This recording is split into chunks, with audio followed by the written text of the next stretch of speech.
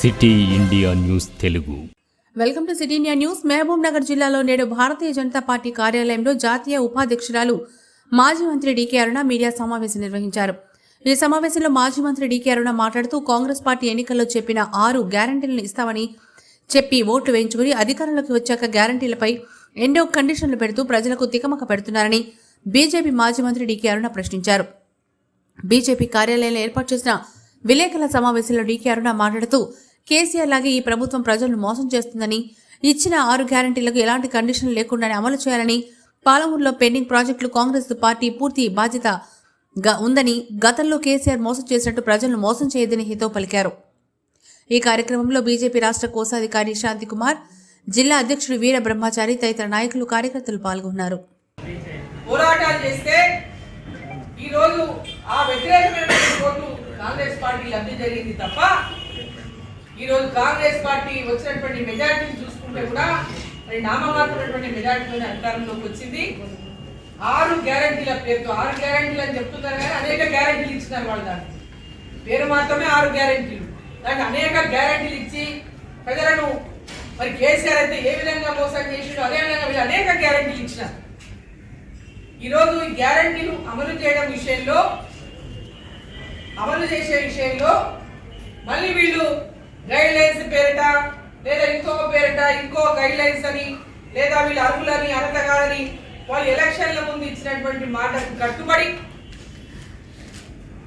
ఈ కండిషన్లు మీరు చెప్పాల్సిన మంది ఎలక్షన్ల ముందు చెప్పుకుంటే కరెక్ట్ ఉంటుంది. అప్పుడేమో అందరికీ అనే మాట మాట్లాడి ఇప్పుడేమో కండిషన్లు పెడుతూ వాళ్ళు వెనక్కి తగ్గుతున్నటువంటి పరిస్థితిని చూస్తా ఉన్నాం మనం. కాబట్టి వాళ్ళు ఎన్నికల్లో ఇచ్చినటువంటి ప్రతి హామీని తూచా తప్పకుండా నెరవేర్చాలి. ప్రజలు మీ యొక్క హామీలకు నమ్మే ప్రజలు మీకు కేసీఆర్కు వ్యతిరేకంగా, బీఆర్ఎస్ పార్టీకి వ్యతిరేకంగా మీకు ఓటు వేసినారు. మరి ఆ యొక్క హామీలను తూచా తప్పకుండా నెరవేర్చాలని చెప్పి సందర్భంగా నేను కోరుతా ఉన్నా. అదేవిధంగా మహబూబ్ నగర్ జిల్లా ప్రాజెక్టుల విషయంలో కూడా మన జిల్లా వాసి అయినటువంటి రేవంత్ రెడ్డి గారే ముఖ్యమంత్రిగా ఉన్నారు. కాబట్టి ఈ జిల్లాలో మరి కృష్ణారావు గారు కూడా ఇంకా మరొక మంత్రిగా ఉన్నారు. వారికి కూడా జిల్లా యొక్క ప్రాజెక్టుల గురించి పూర్తి అవగాహన ఉన్నటువంటి వ్యక్తి. మరి జిల్లాలో పెండింగ్లో ఉన్నటువంటి ప్రాజెక్టులలో పనులు పూర్తి కాలేదు. గత 10 సంవత్సరాల నుంచి కేవలం మాటలతోనే గడిపింది కానీ చాలా పనులు ఇంకా పెండింగ్లోనే ఉన్నాయి ప్రాజెక్టులలో. ఆ పెండింగ్ పనులన్నింటినీ కూడా పూర్తి దిశగా దృష్టి సాధించాలని చెప్పి నేను వారిని సందర్భంగా నేను కోరుతా ఉన్నాను.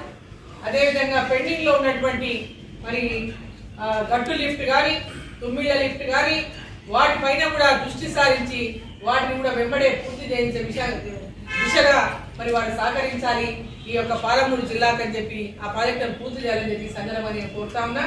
అదేవిధంగా జూరాల ప్రాజెక్టు ద్వారా పాలమూరు రంగారెడ్డి అయితే ప్రాజెక్టు జూరాల ప్రాజెక్టు ద్వారా మరి నీరు తీసుకోవాలనేటువంటి ప్రాజెక్టు ఉన్నప్పటికీ కూడా దాన్ని డిజైన్లు మార్చి, దాని అప్రోచ్లు మార్చి వేల కోట్ల అంచనాలు పెంచుకున్నటువంటి బీఆర్ఎస్ ప్రభుత్వంలో మరి పాలమూరు రంగారెడ్డి యొక్క ఏదైతే ప్రాజెక్టు ఫస్ట్ జురాల నుంచి తీసుకున్నటువంటి అప్రోచ్ ఏదైతే ఉందో అక్కడి నుంచి తీసుకుంటేనే మక్తల్ కానీ, నారాయణపేట కానీ, కొడంగల్ కానీ, షాద్ నగర్ కానీ, ఇటు మహబూబ్ నగర్ కానీ, పార్ట్ ఆఫ్ జడ్చర్ల కానీ ఇవన్నిటి కూడా భూములన్నీ సాగు నోచుకోవాలంటే మరి ఇక్కడ నుంచి నీరు తీసుకుంటేనే ఆ ప్రాజెక్టు ద్వారా ఈ ఎత్తైన ప్రాంతానికంతా కూడా లబ్ధి జరుగుతుంది. కాబట్టి ఆ కింది నుంచి పైకి నీళ్ళు రావడం అనేది అంత సాధ్యమైనటువంటి విషయం కాదు. మరి దీనిపైన కూడా ప్రభుత్వం ఆలోచించాలని, పాలమూరు జిల్లా యొక్క రైతుల యొక్క మరి కష్టాలు 10 ఏళ్ల నుంచి ఎక్కడేసిన గొంగడి అక్కడే ఉన్నట్టుగా ఉన్నది.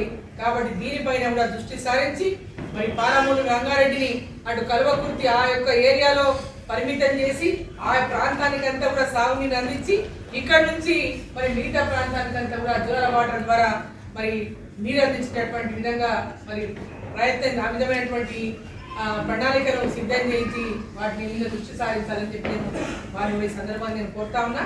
మరి మహబూబ్ నగర్ ప్రజలందరినీ కూడా, మహబూబ్ నగర్ జిల్లా ప్రజలందరినీ నేను కోరుతా ఉన్నా. మరి తెలంగాణ రాష్ట్రంలో మనం గతంలో కూడా చూసినాం, బీఆర్ఎస్ ప్రభుత్వం ఉన్నప్పటికీ కూడా కేంద్ర ప్రభుత్వ నిధులతోనే అభివృద్ధి జరిగింది. గ్రామాల్లో కానీ, మండలాల్లో కానీ, పట్టణాల్లో కానీ రోడ్లు కానీ, ఇన్ఫ్రాస్ట్రక్చర్ కానీ, హాస్పిటల్ కానీ, ఇంకేదైనా కానీ. కాబట్టి రేపు ఖచ్చితంగా పార్లమెంటు స్థానాలను పెద్ద ఎత్తున గెలిపించండి. తెలంగాణ అభివృద్ధికి మీరందరూ కూడా దోహదపడండి అని చెప్పి నేను పాలమూరు ప్రజలు ఈ సందర్భంగా మరోసారి కోరుతా ఉన్నాను. పార్లమెంటులో పెద్ద ఎత్తున పార్లమెంటు స్థానాలు పాలమూరు జిల్లా నుంచే కాదు, తెలంగాణ ఓవరాల్ గా పెద్ద ఎత్తున పార్లమెంటు స్థానాలను అందిస్తే మరి తెలంగాణకు సంబంధించినటువంటి మరి అనేక అంశాలపైన కూడా మనం అభివృద్ధిని సాధించడానికి అవకాశం ఉంటుందని చెప్పి ఈ సందర్భంగా తెలియజేస్తూ మరి మీడియా మిత్రులకు అందరికీ కూడా ప్రతి ఒక్కరికి మరి వచ్చినటువంటి క్రిస్మస్ పండుగ సందర్భంగా ప్రతి ఒక్కరికి కూడా క్రిస్మస్ పండుగ శుభాకాంక్షలు తెలియజేస్తా ఉన్నా. అదేవిధంగా వచ్చే 4-5 రోజుల్లో నూతన సంవత్సరం వస్తా ఉంది. నూతన సంవత్సర శుభాకాంక్షలు కూడా ప్రతి ఒక్కరికి ప్రజలందరికీ కూడా నేను తెలియజేస్తాను. దరిద్రం లేకుండా చేసినటువంటి టీఆర్ఎస్ పార్టీ కానీ వాటన్నింటినీ ప్రజల్లోకి తీసుకెళ్లే విధంగా ఇవాళ కేంద్ర ప్రభుత్వం నోడల్ అధికారి ద్వారా గ్రామాన ఈ కార్యక్రమాలను ప్రజల్లోకి తీసుకెళ్లి ప్రజలకు చైతన్యవంతం చేసి వాటిని ఏ విధంగా అప్లై చేసుకోవాలి, వాళ్ళు ఏ విధంగా లబ్ధి పొందాలనేటువంటి విషయంలో వాళ్ళకి అవగాహన కల్పిస్తూ ప్రతి గ్రామంలో కూడా పెద్ద ఎత్తున గ్రామ ప్రజలు ఆ సభల్లో పాల్గొంటూ నరేంద్ర మోదీ గారి యొక్క సందేశాన్ని వింటూ మరి ఆయా యొక్క డిపార్ట్మెంట్ అధికారులందరూ కూడా ప్రజలను ఆ యొక్క పథకాల్లో చేర్చే విధంగా చేస్తున్నటువంటి ఏదైతే కార్యక్రమం ఉందో ఇది ఒక చాలా గొప్ప కార్యక్రమము. ఈ యొక్క కార్యక్రమం ద్వారా ప్రతి గ్రామంలో కూడా ప్రజలు ఆ కార్యక్రమంలో పాల్గొని కేంద్ర ప్రభుత్వం యొక్క పథకాల ద్వారా లబ్ధి పొందాలని చెప్పి సందర్భంగా నేను కోరుతా ఉన్నాను. అదేవిధంగా విశ్వకర్మ అనేటువంటి పథకం ద్వారా 18 రకాల కులవృత్తులకు 3 లక్షల వరకు లోన్లు ఇచ్చి వారి ఉపాధి కల్పించే విధంగా వారి యొక్క చేతి వృత్తుల నైపుణ్యం ద్వారా ఇంకా అభివృద్ధిలోకి తీసుకెళ్లే విధంగా ఏదో గొప్ప కార్యక్రమాన్ని దేశవ్యాప్తంగా అమలు చేస్తా ఉన్నారో అదే విధంగా తెలంగాణ రాష్ట్రంలో కూడా పెద్ద ఎత్తున ఈ విశ్వకర్మ అనేటువంటి ఈ పథకంలో లబ్ధిదారులుగా చేరడానికి ప్రతి ఒక్క ఆయా కులవృత్తుల వాళ్ళు దీన్ని పూర్తిగా వినియోగించుకోవాలని, దీని ద్వారా లబ్ధి పొందాలని చెప్పి ఈ సందర్భంగా నేను కోరుతా ఉన్నాను. మీడియా మిత్రులందరికీ కూడా ఈ యొక్క పథకాల ద్వారా లబ్ధి పొందాలని ప్రజల లోపల కూడా చైతన్యాన్ని అవగాహన కల్పించాల్సిందిగా మీడియా మిత్రులను ఈ సందర్భంగా నేను కోరుతా ఉన్నాను. ఈరోజు కేంద్ర ప్రభుత్వ పథకాలన్నింటినీ కూడా ఒక పక్క ప్రజలకు చేర్చాలి, ప్రజలకు అందించాలి అనేటువంటి లక్ష్యంతో ఈరోజు నరేంద్ర మోదీ గారి యొక్క ప్రభుత్వం ప్రజల మధ్యలోకి వెళ్ళి ప్రజలను చైతన్యవంతం చేస్తూ ప్రతి ఒక్కరికి లబ్ధి చేకూరే విధంగా ఈ కార్యక్రమం తీసుకోబోతున్నటువంటి విషయం ఒకటైతే, ఇంకా ఇక్కడ అభివృద్ధికి అవసరమైనటువంటి వాటిపైన కూడా మనకి ఏ విధమైనటువంటి అభివృద్ధిని ఆ ప్రజలు కోరుకుంటా ఉన్నారో తెలిపేటువంటి అవకాశం కూడా ఆ యొక్క వీక్షిత్ భారత్ సంకల్ప యాత్ర ద్వారా కూడా కలుగుతుందని చెప్పి ఈ సందర్భంగా నేను తెలియజేస్తా ఉన్నాను.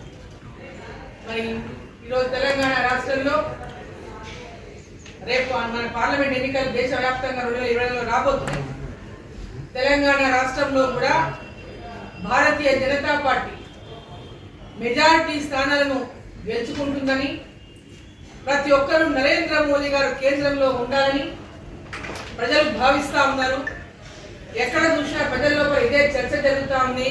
కేంద్రంలో నరేంద్ర మోదీ గారే ఉండాలి, నరేంద్ర మోదీ గారు ఉంటేనే దేశం యొక్క భవిష్యత్తు ఉంది, ఈ దేశాన్ని అడుగడుగున పైకి అంటే అభివృద్ధిలోకి తీసుకెళ్లేటువంటి ఒక లక్ష్యంతో పనిచేస్తున్నటువంటి ఒక నీతివంతమైనటువంటి నాయకుడు, నిజాయితీ కలిగినటువంటి నాయకుడు ఈ దేశం యొక్క రక్షణ భద్రతనే కాకుండా అభివృద్ధిని ఈ దేశాన్ని 10వ స్థానంలో ఉన్నటువంటి భారతదేశం యొక్క స్థానాన్ని 3వ స్థానంలోకి తీసుకెళ్లినటువంటి కరోనా లాంటి మహమ్మారిని ఎదుర్కొని మనకంటే ధనికవంతమైనటువంటి దేశాలను పోటీగా ఈరోజు పెద్ద ఎత్తున మన రాష్ట్రంలో మన దేశంలో ఆర్థికంగా ఎక్కడ కూడా ఇబ్బందులు కలగకుండా ఈ దేశం యొక్క అభివృద్ధిని ముందుకు తీసుకెళ్లినటువంటి నాయకుడు నరేంద్ర మోదీ గారు. ఇవాళ దేశ విదేశాల్లో ఉన్నటువంటి ప్రతి ఒక్కరు కూడా మరి నరేంద్ర మోదీ గారు లాంటి నాయకులు భారతదేశంలో ఉండాలని మన దేశం వాళ్ళు ఎన్నో దేశాల్లో ఇవాళ ఎన్నో ఇతర దేశాల్లో ఇవాళ ఉద్యోగ పరంగానో ఇంకో పరంగానో ఇవాళ జీవిస్తా ఉన్నారు. వారందరూ కూడా ప్రతి ఒక్కరు కూడా నరేంద్ర మోదీ గారిని గెలిపియాలి, నరేంద్ర మోదీ గారు రావాలి భారతదేశానికి, ప్రపంచంలోనే గర్వపడే విధంగా భారతదేశాన్ని నిలబెట్టినటువంటి నాయకుడు మళ్ళీ గెలవాలని ఏదైతే ప్రతి ఒక్కరు ఆశిస్తున్నారో, తెలంగాణ రాష్ట్రంలో ఉన్నటువంటి ప్రతి ఒక్కరు కూడా వచ్చేటటువంటి పార్లమెంట్ ఎన్నికల్లో తెలంగాణలో భారతీయ జనతా పార్టీ అత్యధికమైనటువంటి మెజారిటీ స్థానాలను సాధించుకుంటుందని చెప్పి సందర్భంగా ప్రజల్లో విశ్వాసం ఉంది, మాలో కూడా విశ్వాసం ఉందని చెప్పి సందర్భంగా తెలియజేస్తాం.